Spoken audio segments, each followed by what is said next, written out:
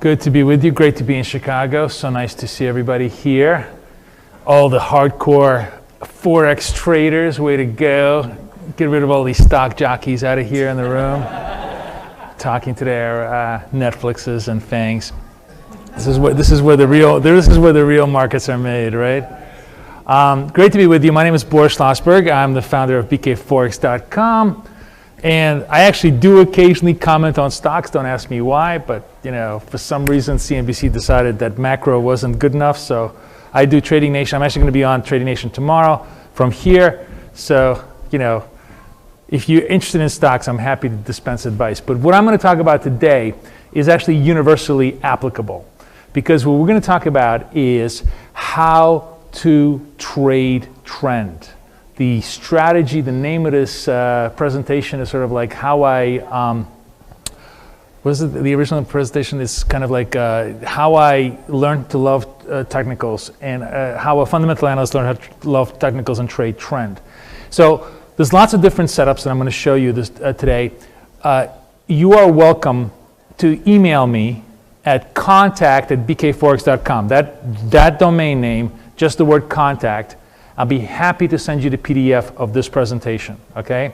That'll make it a lot easier for you not to have to remember all the rules that I'm going to go through.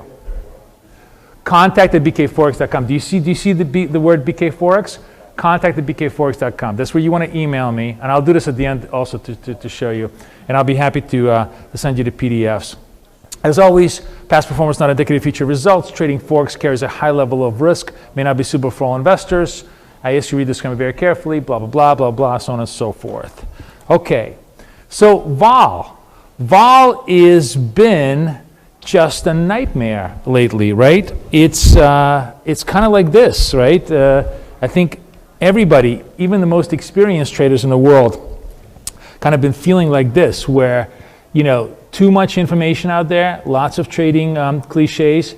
I need a clear plan. I want to be good at trading, but I can't get it done. And on top of everything else, the market regime, the market environment has been brutal.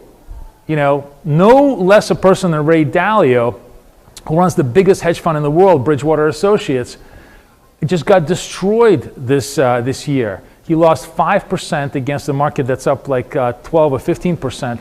Because it's just been incredibly hard to read the market, because essentially central banks are creating what we call in the market financial repression. Central banks are constantly offering money, and that allows market makers to constantly sell the highs and buy the lows. So almost every single breakout, every single breakdown has been a false move. It's been very, very hard to trade any kind of continuous moves. So I have some ideas for you here of how to adjust, adapt. Come on in, guys. Come on in. Adjust, adapt, and maybe apply highly mathematical approaches that are not subjective, and make the best with what we got right now in terms of the market.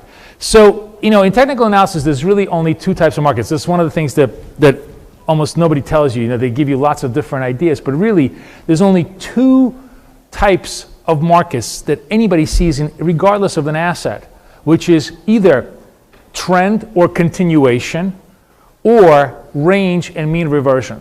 Range is basically, where the market just chops around and you sell the highs and buy the lows. And continuation is where you buy the highs and sell the lows, the breakouts, right?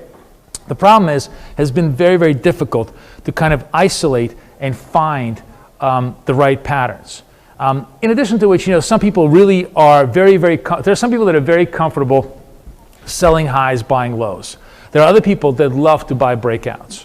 And I have a mathematical approach for each one of those attributes. So I'm actually kind of curious, show of hands, who likes to buy breakouts? Okay. Who likes to sell highs, buy lows? All right, so same people are raising hands. Okay, so clearly you people are incorrigible gamblers, so that's, it doesn't matter. So let's take a look at a couple of ways you can define trend in the market mathematically. You can use ADX, which is a very, very common off-the-shelf indicator. By the way, Honestly, there's this guy named Wells Wilder, who anybody who's sort of gets familiar with technical analysis will know his name. The guy's been the guy created these indicators in 1970s, right? And I'll tell you a dirty little secret. I use them all. This is the amazing part, is that they're so good at what they do. If you know how to use them properly, if those of you who may join me tomorrow for my private session, I'm going to be doing lots and lots of algorithmic trades. Almost all the algo trades that I'm going to be doing contain Wells Wilder's indicators in them because ironic, he was just like a brilliant idiot savant. Sorry? Wells Wilder. Wells, yeah, it's like a strange name, but he was a brilliant guy. ADX is just one of the indicators that he created, and ADX is not an indicator that tells you which way prices go. All it tells you is that there is a much higher probability that prices are going to continue, or there's a preponderance of trend versus chop. And the way you demarcate the choppy areas from the trendy areas is at a level of 20. If you get a level of 20 or higher, it's just an intensity. What Wells Wilder was really good at, actually, was creating intensity indicators, telling you when the market was hot or when the market was cold, when the market was super hot or when the market was super cold. If you have that information at your fingertips, it's amazing what you can do with it to really make good money in the market with proper strategies, which I'll show you tomorrow. But today I'm going to show you just a couple of the stuff that he's done. So this is ADX, and basically you can kind of marry, this is the interesting thing, you can marry ADX with something very simple like a simple moving average, and say, okay, price is below the moving average, ADX is above 20, I definitely want to go short. I want to go with trend, right? The trend is established by the moving average, the intensity is established by ADX, boom, boom. You get a really simple, clean, objective way of trading, right? Or at least entry, objective way of entry, right? I mean, there's entry, exit, management. It's never that easy. But at least, the number one thing that traders really look for, retail traders always look for, is I want to enter something intelligently, right? I don't want to just make random trades. How many of us just make for the fun of it trades? I'm in Chicago, so I can't swear. If I was in New York, I'd be swearing. But for F's sakes trades, right? All of us do this. Most retail traders are actually doing this all the time. That's really the number one flaw of what they do, is they just don't have an intelligent entry, which is the first component to having a good strategy. So something like this, where you have an intelligent entry, already creates a very, very decent opportunity. But there's another guy who actually comes around to these shows a lot. You may have seen him, John Bollinger, who created something called Bollinger Trends, right? Bollinger Bands. And what my partner and I did is we took his original idea, and I'll show you his original idea, and then we kind of created something very interesting to trade both trend and range out of it by using Bollinger Bands. So let's first take a look at what John Bollinger did. He created standard Bollinger Bands. Now, standard Bollinger Bands is just basically a 20-period moving average. You don't see it because they remove it out of charts here. In sort of the middle line is a 20-period moving average, and envelopes of 2 standard deviations. Just a standard classic statistical product of is 20 periods moving average, 2 standard deviations away from the moving average. What's the envelope? And the very, very common way that everybody trades is you sell the top of the Bollinger Bands, you buy the bottom of the Bollinger Bands, right? And that makes sense if markets were like a normal life. Like, basically, everybody in this room is more or less, if you're a guy, somewhere around 6 feet long, 6 feet large, right? So if there was one guy here who was like 7 feet, we'd sell him. And there was one guy here who was 5 feet, we'd buy him, right? Because that's sort of standard deviation, 2 standard deviations away from norm, and that makes sense, right? Except markets are not like real life. Markets have guys that are literally 700 feet long.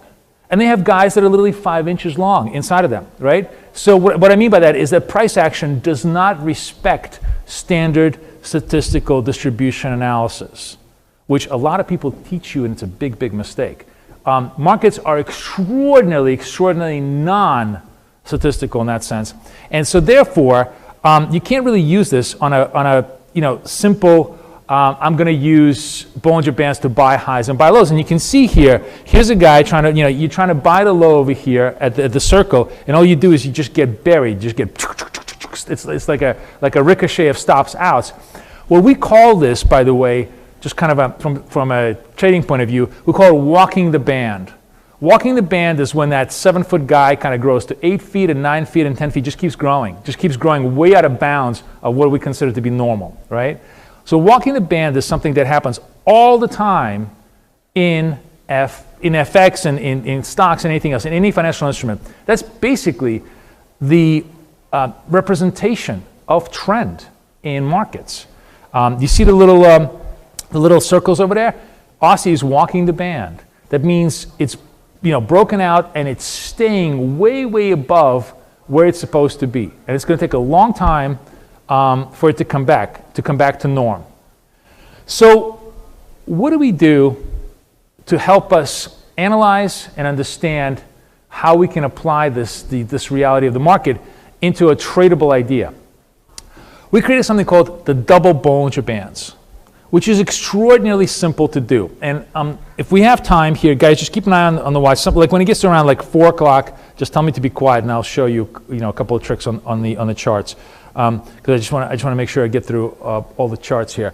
Double Bollinger Bands is taking John Bollinger's original concept. Okay, I'm going to have 2 standard deviation, and then putting one more Bollinger Band on the chart, which is 1 standard deviation. And the way this looks on the chart is like this. This is exactly how it looks, right? So the little band inside is a 1 standard deviation, both to the upside and to the downside. Now, what's interesting when you apply this to the chart is first of all, you see instantly that when prices trend, they tend to be contained within the 1-2 band. To the upside, they tend to be contained with a 1-2 band to the downside, right? How many of you guys trade channels? How many of you guys trade trend lines? Have you, like everybody tells you, draw a trend line, draw it over here, draw it over here, draw it over there, draw it, circularly. The single least accurate thing in the world, the single most subjective thing in the world is a trend line, right? I mean, it's like, it's like those guys who used to draw maps. It's like why we have, crazy borders with Arizona and all those other places, right? It's because they drew these stupid little maps the same way we draw trend lines. We have no idea what we're doing on a human level. However, this is all mathematical. This is all 100% quantifiable. This is all very precise. We're basically creating dynamic trend channels without doing any work. We can see right away if the price is staying in the trend channel or not staying in the trend channel. Now, the way we kind of look at the chart when we do double Bollinger Bands is we obviously have the uptrend channel, right? We have the downtrend channel, and then that little squishy area in between, we call that the range zone. Basically, where I used to call it the no man's land from like World War I, when they would like have the battles and the guys would die in the middle, because that's really where trades die in that middle. That's where you think you got something and maybe you don't, and maybe it goes the other way. And what you want to do is you want to be in the meat of the trade, which is in that trend channel. That's the key thing to trading successfully as far as trend goes. So here's a couple more examples. This is Aussie in the uptrend and the downtrend. This is Eurodollar in the uptrend zone, the range zone, the downtrend zone. It creates lots of interesting opportunities, right?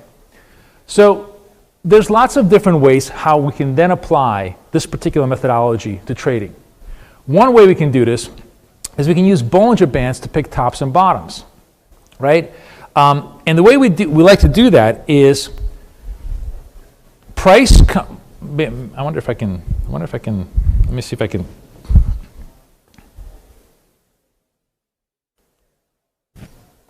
Oh, I just screwed this up, sorry. Okay, never mind.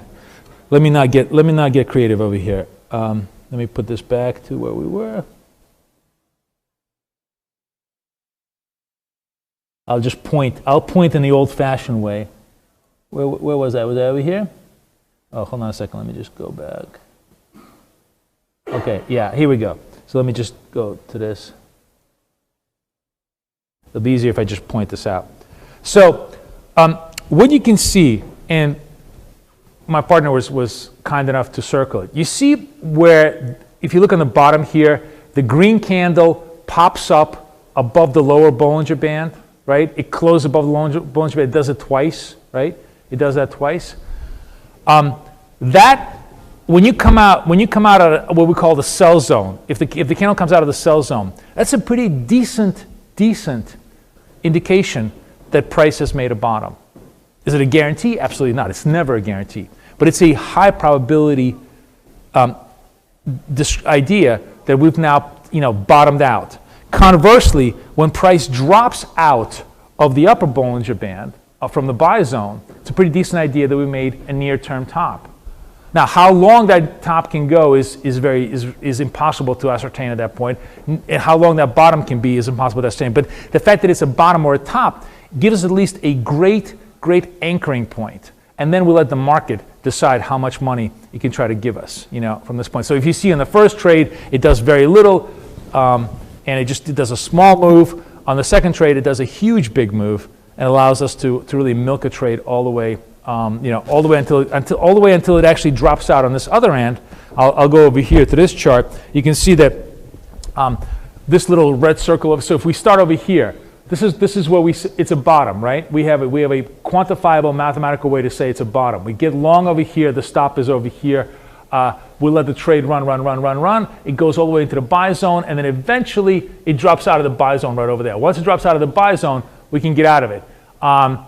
And then it comes back in, and it goes even further. But that's impossible to know at the point where you're entering. The point is you can just make logical trades given what the price action goes. But this gives you a very clean, clear idea of how things trade, right? Here's dollar CAD where it falls out of the channel. We sell it, and then drops into the sell zone, then comes back out of the sell zone, and we buy it. So one of the interesting things you'll notice what I'm doing here is, how do I know I'm wrong? How do I know how to stop my trade? How do I know when my trade should be either stopped or reversed, right? So somebody raised their hand. Yes, sir. Yes, got to close. Got to close because the close is the market's referendum at the end of the day. Okay, it's like, think of it like now we're in the political season. The close is like the final election tally. The little pierce is like the polling ahead of time. Okay, we all know how much polling means these days, right? So the close has to be there. Yes, the close is the final decision. But to my point, how do I know to stop doing what I'm doing? If I have a logical method to enter, right? And that method is now, what's the word I'm looking for? Disproved by the market. That method, the market now completely disproves my point by logically telling me it's no longer the case, right? So if just to come back to this example, just to make you understand.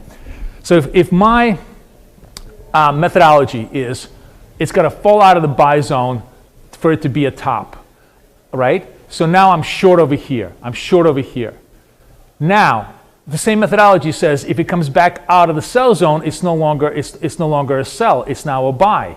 So if I'm short over here and I let this trade go, and then all of a sudden the trade reverses and now I'm no longer in the sell zone. My thesis is short here. Here, the thesis is completely proven that I should no longer be short. I am out at this point, mathematically, logically, concretely. Can it go back in? Can it go another 1,000 points against me? Of course it can. It doesn't matter. It's not the exceptions that matter. It's the rules. Okay? It's the 1,000 trades that we do, not the one trade that got away from us, that matters. Because if you stay logical, and that's the beauty of this approach, it is it's objective. It's not subjective. Exactly. It's non-subjective. It's not, I feel this way. Oh, I think it's going to go this way. Oh, maybe, Mario Draghi is going to change my mind tomorrow. If he does, it'll show up on the chart. It will show up on the chart. So a couple more examples of this. Here's a couple of really cool ways you can apply this methodology. So you want to trade Bollinger Bands to enter a new trend, right? I showed you a way where you sell the bottoms, buy the tops, and then maybe you get lucky and it goes into a whole new trend and you kind of let the whole thing roll. But what if you just wanted to be relatively confident that a new trend is occurring? Well, that's the breakdown breakout trade. The breakdown breakout trade using Bollinger Bands is the candle pierces and closes the lower channel for a sell. The candle pierces and closes the upper channel for a buy. Right? That's my signal to buy or to sell. I'm in trend if I enter the lower Bollinger Band channel or the upper Bollinger Band channel. So you can see, by the way, a couple of fake outs here. You're always going to get fake outs. So let me go this way because I've been going this way. You can see that over here, the candle pierces, downward trend. You got 4 more days worth of selling. That's like 300 points of easy money that you're making right here. You get another chance over here where the candle comes out of the Bollinger Bands and then comes back in, and you get another couple of 3 candles worth of selling, right? And then you get a third one over here into the channel, stays in the channel, does not close. It touches it above, but does not close through it. So you stay with a trade, right? And then you get it piercing into the upward channel, and then it fakes you out. It comes in, comes back out. It happens all the time. So the point is, not that you're going to be highly accurate. The point is that when you are accurate, you're going to be accurate for a lot more pips than when you're not. Because the whole idea is like, it's just one day. If it comes into the Bollinger Band channel and then comes back out, you're stopped out on that one day. That stop is very small. It's maybe 50, 60, 80 pips, right? If you're right, and there's a multi-day continuous trend based upon whatever news flow we have or sentiment flow, then you're going to be maybe able to make 300-400 pips out of that trade. Those are excellent risk-reward trades that make sense. And by the way, this is applicable on small time frames too. It's not just daily trades. I'm just simply showing you dailies because those are the best ones to trade on. Yeah. So would you say that the daily, maybe the higher time frames are better than As I will tell you tomorrow, for retail traders who look for high probability setups that don't want to get stopped out 1,000 times by the market makers like Virtu and Citadel every single day, the only time frame to trade is a daily trade. It's very, very tough because it's so frigging boring. It is so boring. But the money is made on the daily. The fun is made on the hourly and the 5 minute. My recommendation is since we always have to scratch the itch, is you create 2 accounts. One, maybe about a fifth or a tenth of a size of your real account. Your real account, you only trade on the dailies. And your play account, you trade on the 5 minute. And you'll burn that up, and then you burn it up again, but it's fine. I actually think you really need to have a sacrificial lamb account because we all need to play with the market all day long. But the real money is always only made on the desk because it's a function of a couple of things. And it's a completely separate conversation. I don't want to get into this right now, but it's a function of two really critical things in the marketplace.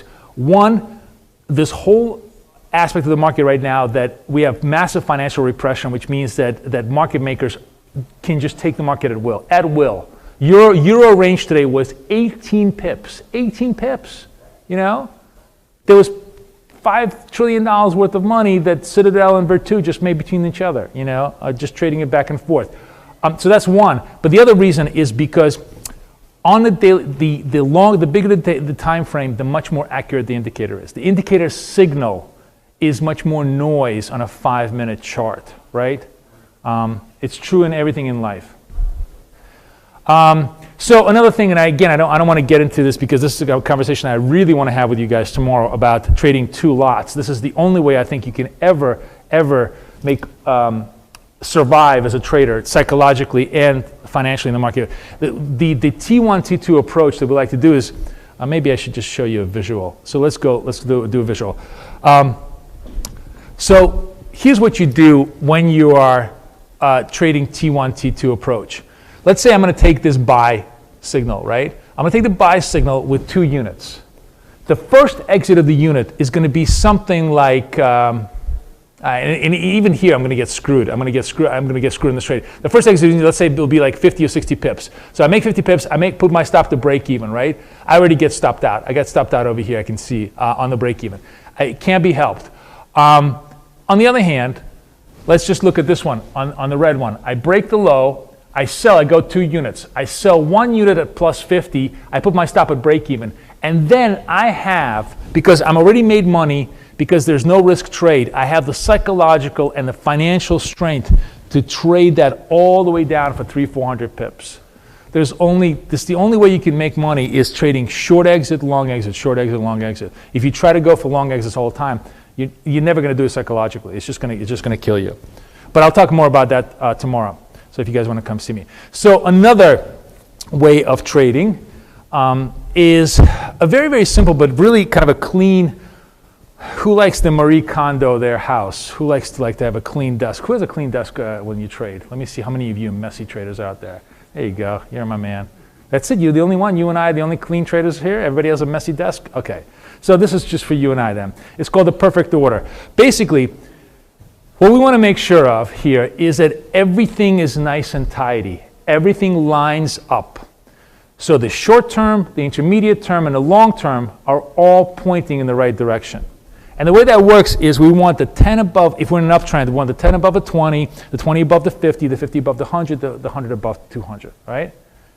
So when does that occur? The thing about this, why this makes it such a good setup is that's rare.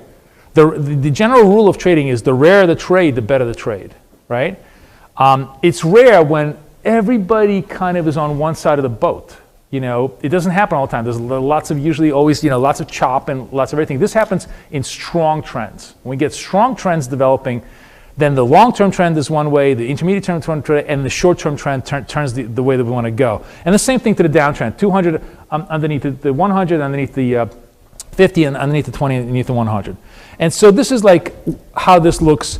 Aussie dollar on the daily chart. You see how this is the to the long side, right? So 10 above 20, above 50, above 100, and you see how they look like spaghetti. They kind of bunch up, and then that blue candle over here is where you get that signal saying, okay, everybody's lined up, and from that blue candle to the peak of that move is a lot of pips. That's a lot of pips. The most important thing about that particular setup is it's very stress-free. You are so much on the right side of the market that there's very little slippage against you. You don't get a lot of drawdown, But again, that takes a long time to develop, and it's one of those kind of things where you snooze, you lose, which is why you need robots, which is why you need to see me tomorrow when I do my presentation, because that's what I'm going to be talking about. Here's one to the downside. Same kind of a thing. It takes a little while for everything to develop, but you see from that blue candle to the ultimate low, there's quite a lot of flow here. There's quite a lot of flow here, even on the pound dollar, So here you can, by the way, you don't always have to use a daily chart. This is actually one of those setups because it is rare. If you set it up on the hourly chart, it actually works pretty well. It actually works really pretty well on the hourly chart. Because it's not going to give you too many candles. Now, the final setup that I want to show you is actually like a really old setup we used to do, and then I had this, inspiration in my head of how we could add an interesting filter to it, and now it's actually one of my favorite intraday setups. This is something I do all the time now. I did it today, not successfully. I'll show you why, but let me show you what the general parameters are today. So what we're looking for is we want a really distinct signal of trend. And I like to use, I know it's kind of insane, but I like to use a 20 and the 500. I want the 20 to be above 500. The reason why I like to use that is because the 500 is a super long-term trend. And the 20 is a relatively short-term trend. And if I get a short-term trend above the long-term trend, I have a lot of confidence that price is in trend to the upside. Generally what happens is, trends take a long time to change, right? But as they're changing, the short-term component of it really starts to wobble. And what you want to do is, that wobble is where a lot of people get completely destroyed because they're still thinking, they're like in a long-term trend and they're thinking it's an uptrend, but the short-term is kind of wobbling. And this avoids the wobble because if the 20 is above the 500, you're not wobbling. You're still pretty much in an uptrend. If the 20 is below the 500, you're not wobbling. You're in a downtrend, right? Now, this combines my two favorite things, which is simple, clean indicators and price action. Because contrary to what most of you probably have been taught, nobody in the institutional side cares about Fibonacci or Elliott wave or Gann or your mother's birthday or astrology or any other voodoo shit that everybody teaches you, okay? I guarantee it. I guarantee it, okay? There isn't a person on a bank desk that isn't going to laugh in your face because guess what moves prices? Prices move prices. You know why prices move prices? Because Mr. Microsoft comes to Barclays or Mr. Microsoft comes to Citi and says, do me 2 yards and make sure I'm not paying more than 112.50 for the euro. Why does he say that? Because he's got payroll to make in Europe. Euro is now 112. Basically, like all human beings, he thinks in decimal points. He thinks in pennies. I don't want to pay more than 13 for the euro to make sure that my payroll is within my budgetary numbers, right? So round numbers, half round numbers are really, really important. And by the way, the hedge fund guys who are just speculating on price are doing the same thing. Everybody's looking to run the numbers. Running the numbers means running the round numbers, running the 13, running the 14, running the 8, 108 in dollar yen, whatever it is. Watch those numbers. When I was, my first experience in trading was when I walked into our dealing room, right? And you know what the dealers had on their whiteboard?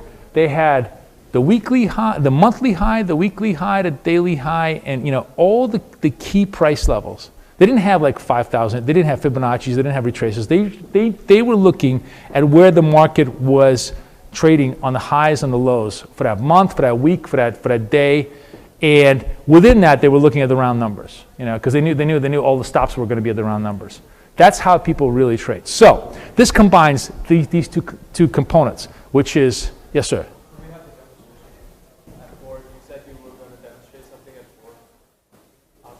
Oh no! This is I'm gonna get to it. That's exactly it. Thank you. I'm gonna show this to you on the charts. So this is the setup. It's basically we're gonna make sure that we're on the right side of the trend, and then if price breaks, if it goes from 0 to 50, we're gonna trade it for another. We're gonna make a bet that there's a very strong probability that it's gonna go at least 25. It actually can go all the way full 50, but I'm giving you a 1 to 2 risk-reward ratio where you buy the 50s, you target 75s, you target 25s. If you sell the 50s, you target 25s. You target about half of your risk, and your stop is at the 0-0 level, okay? And here's a couple of examples of this that I showed. This is and you can do this on do it on the hourly chart, which is really good at the intraday. This is dollar yen. So you can see dollar yen breaks through the 108s, takes the 108.50s, right? And very, very smooth and easy. It takes 5-6 hours. None of this is instant. In FX, nothing is instant. But it takes 5-6 hours, and you made clean, easy 25 pips, okay, on the side. Let me show you another example. So this is dollar yen the other way. We break the 108s, then we break the 107.50s, and now we take the 107.25s. Clean and easy. There's very little retrace on our side, right? Here's the short on the pound.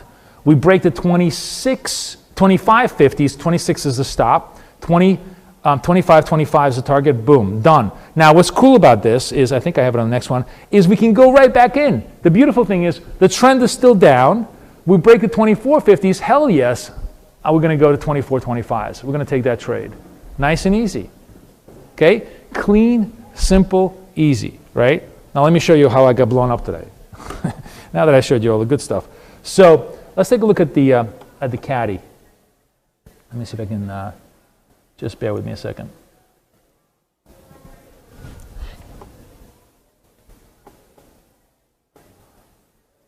So here's caddy. Oh, let me just get rid of all this stuff. And I'm going to go to the hourly chart just to show you. All right, so I'm in dollar caddy, right? Dollar caddy goes to, it's through 31s over here. You see my cursor over here. Like this is Friday. Friday's price action goes through 31s, right?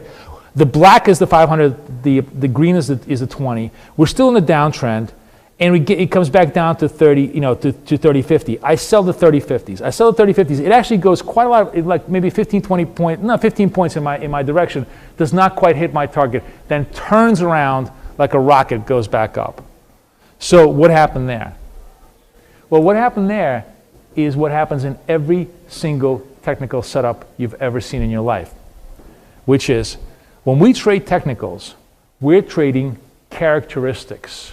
We're trading the personality of price. We're basically, the implied assumption of every technical setup is the news was bad or the news was good, and the news will continue to be good or bad. So in this particular case, we're assuming news was bad the dollar or good the dollar, good the Canadian dollar, because it's an inverse pair. So if it goes down, it means the Canadian dollar goes up. Good news was positive to the Canadian dollar, and it's going to continue to be positive, right? But at 8:30 in the morning today, because usually this is the perfect example. Never trade when you're on the road.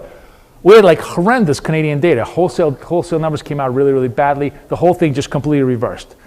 That happens all the time. You get stopped out on your technical setups because news contradicts the implied assumption of your technical setup, which means that you shouldn't get upset. It's not, you didn't do anything wrong, okay? You just ran into a buzzsaw. Now, sometimes you can be smart enough to say, oh, there's news in front. I'm already like 14, 15 pips in the money. Maybe I'll just take the trade off the table, or I'm not so sure that this news is going to be confirmatory to what I want to do, and you can get out. But the bottom line is that is what happens all the time.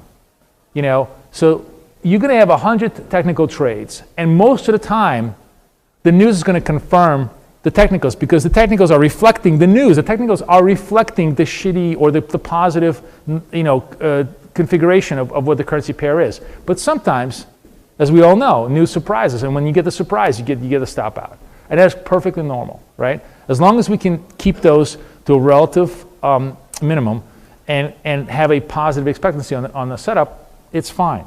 You could see that in the 3 prior examples, when we had the strong Canadian trend, it all worked. Boom here, boom here, boom here, wherever, Like, give me a pair. I don't care. Give me I got 3 minutes.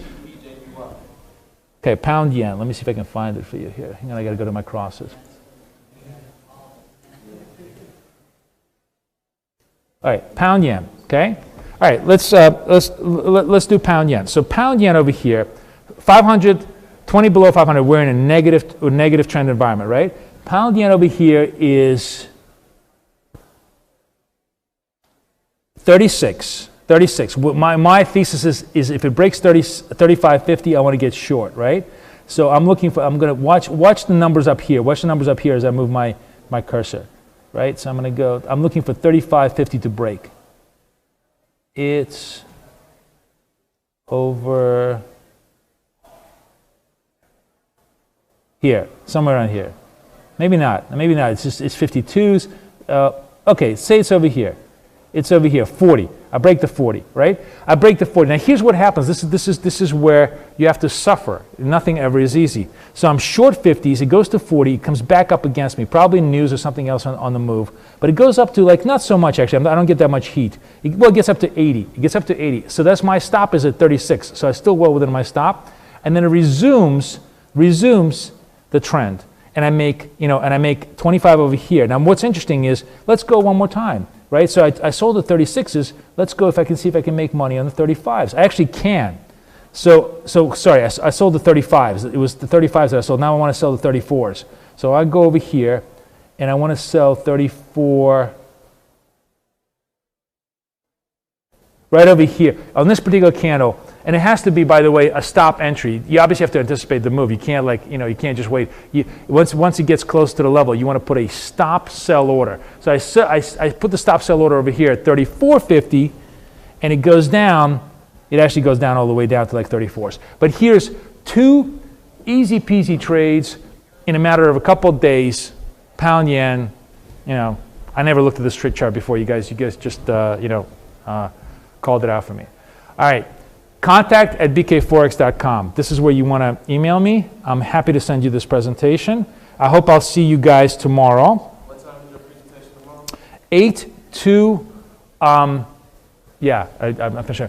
My presentation is 8 in the morning till 12 noon, right? And it's all about this particular point, that the biggest lie in trading is that you need discipline to win. And I'm going to hopefully prove to you that in a day and age of 21st century technology, we as retail traders have unbelievable help to not even have us bother with discipline. And that's what I'm going to talk about. I'm going to talk about strategies and how we can use robots to help us trade. This, by the way, is unique to FX and completely absent from all those idiots who trade stocks and options and everything else. They're still point-and-click traders. We, on the other hand, can all be algorithmic traders. So that's why I want you all in my presentation. All right? Thank you, guys.